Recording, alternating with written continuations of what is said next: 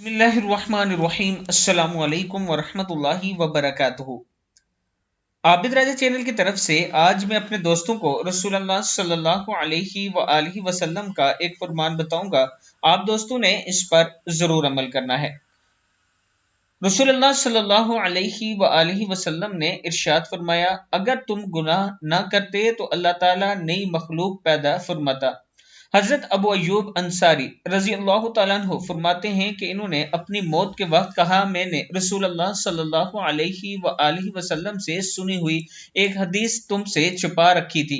मैंने रसूलुल्लाह सल्लल्लाहु अलैहि वआलिहि वसल्लम से सुना, आप सल्लल्लाहु अलैहि वआलिहि वसल्लम फरमाया करते थे, अगर तुम गुनाह नहीं करते या ना करते तो अल्लाह ताला ऐसी मखलूक पैदा फरमाता जो गुनाह करती और अल्लाह इन्हें माफ फरमाता। नोट, इससे पता चलता है कि गुनाह की तौबा से अल्लाह ताला बहुत खुश होता है, लिहाजा तौबा किया करे। सही मुस्लिम की हदीस है।